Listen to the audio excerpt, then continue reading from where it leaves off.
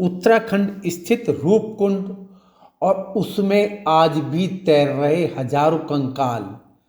इनमें से भी ज्यादातर नरकंकाल महिलाओं के हैं। वो कौन था जिसने इतनी खूबसूरत अच्छी खासी कदकाठी की महिलाओं को मार डाला? हजारों साल बाद आज भी यह बात रहस्य बनी हुई है। दुनिया भर के वैज्ञानिक इसको लेकर माथापच्ची कर चुके हैं, लेकिन उत्तराखंड में मौजूद रूपकुंड आज भी दुनिया के लिए रहस्यमय बना हुआ है। साल 1942 की बात है। यहाँ पर ब्रिटिश फॉरेस्ट के 4 गार्डों को सैकड़ों नल कंकाल मिले थे। झील पूरी तरह मानव कंकालों और हड्डियों से भरी हुई थी। कंकालों को लेकर किए गए शुरुआती अध्ययनों से पता चला कि यहाँ मरने वाले अधिकतर लोगों की ऊंचाई सामान्य से बहुत ज़्यादा थी। इनमें से ज़्यादातर मध्य आयु वर्ग के लोग थे, जिनकी उम्र अनुमानतः 30 से 35 के बीच रही होगी।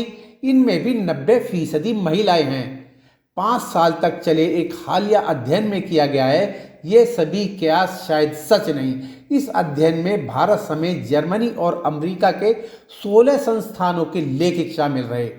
वैज्ञानिकों ने जेनेटिक रूप से कार्बन डेटिंग के आधार पर झील में मिले इंसानी अवशेषों का अध्ययन किया।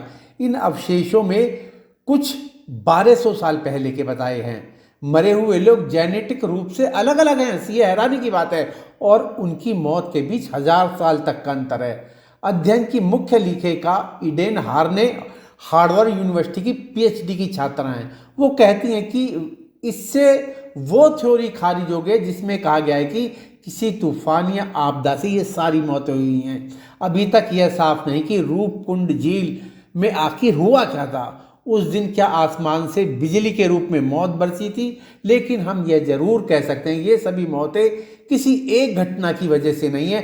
9वीं सदी के दौरान अचानक आई किसी आपदा के दौरान कुछ लोग मारे गए। रूपकुंड झील समुद्र तल से 16,500 फीट यानी 5,029 मीटर की ऊंचाई पर स्थित है। यह झील हिमालय की 3 चोटियों, जिन्हें त्रिशूल जैसी देखने के कारण त्रिशूल के नाम से जाना जाता है, के बीच स्थित है। एक अन्य थ्योरी के मुताबिक इनमें से कुछ कंकाल भारतीय सैनिकों के भी हो सकते हैं, जो 1841 में तिब्बत पर कब्जा करने की कोशिश कर रहे थे और जिन्हें हराकर वहां से भगा दिया गया। इनमें से अनेक सैनिकों को हिमालय की पहाड़ियों से होते हुए वापस लौटना पड़ा और रास्ते में जानलेवा सर्दी में उनकी मौत हो गई। लेकिन ज़्यादातर वैज्ञानिकों ने इस थ्योरी को एक सिरे से खारिज कर दिया है। त्रिशूल को भारत की ऊंची चोटियों में से गिना जाता है, जो कुमाऊं क्षेत्र में स्थित है। साल के ज़्यादातर वक्त इस झील का पानी बेहद जमा रहता है, लेकिन मौसम के हिसाब से यह झील घटती बढ़ती रहती है। जब झील पर जमी बर्फ पिघल जाती है तब ये इंसानी कंकाल दिखाई देने लगते हैं। कई बार तो इन हड्डियों के साथ पूरे इंसानी अंग भी होते हैं, जैसे कि शरीर को अच्छी तरह संरक्षित किया गया हो। ये बड़ी संख्या में है। इतने सारे कंकाल और हड्डियों को देखकर आभास होता है कि शायद पहले यहाँ जरूर कुछ बहुत बुरा हुआ था। कुछ वैज्ञानिक थ्योरियों में कहा गया है कि कंकाल जापानी सैनिकों के भी हो सकते हैं, जो सेकेंड वर्ल्ड वॉर के दौरान भारत में ब्रिटेन पर आक्रमण करने के लिए हिमालय के रास्ते घुसने का प्रयास कर रहे थे और मारे गए। लेकिन ये नरकंकाल उससे भी ज़्यादा पुराने बताए जा रहे हैं।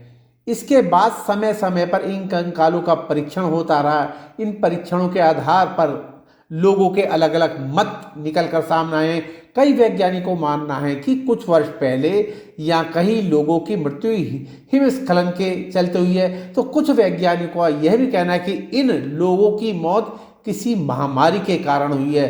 रूपकुंड झील में नरकंकाल क्यों हैं और कैसे हैं, इस पर दुनिया भर के वैज्ञानिकों की अलग अलग राय है। हालांकि 2004 में हुए एक अध्ययन में एक बात निकल कर आई है कि वो ये कि ये सभी नरकंकाल 12वीं से 15वीं सदी के बीच के हैं। डीएनए जांच के बाद कई नई चीजें सामने निकल कर आई हैं। यह भी पता चला है कि कंकालों का संबंध अलग अलग भौगोलिक जगह से था। मसलन ये सभी कंकाल एक जगह रहने वाले लोगों के नहीं थे। दुनिया के अलग अलग हिस्सों में पाए जाने वाले लोगों से इन नरकंकालों का डीएनए मिलता जुलता है। वैज्ञानिकों ने बताया कि काफी समय पहले इन लोगों की मृत्यु किसी भारी गेंद जैसी आकार की चीज सिर पर गिरने से हुई थी, लेकिन वैज्ञानिक कुछ इसको भी खारिज कर रहे हैं। उनका कहना है यह संभव ही नहीं है कि दुनिया भर के तमाम लोग एक जगह जमे और उनके ऊपर आसमान से कोई गेंद जैसी चीज यहाँ आ पड़े। कुछ लोग जो प्राचीन सभ्यता को मान्यते हैं पहाड़ की, उनका कहना है यह पहाड़ की देवी का श्राप है।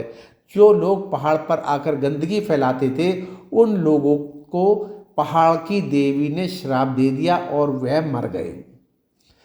और इसी देवी ने भयंकर बर्फ की आंधी चलाई, ओलावृष्टि की, वहाँ ओले पड़े और आज उसके अनेक प्रमाण की बात कहती है।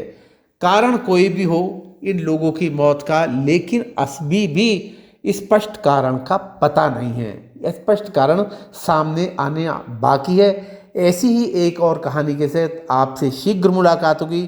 तब तक मैं शेखर न्यूज़ ट्रैकर के लिए आज्ञा दीजिए। नमस्कार। यदि यह वीडियो आपको पसंद आए तो कृपा करके लाइक और शेयर जरूर करें।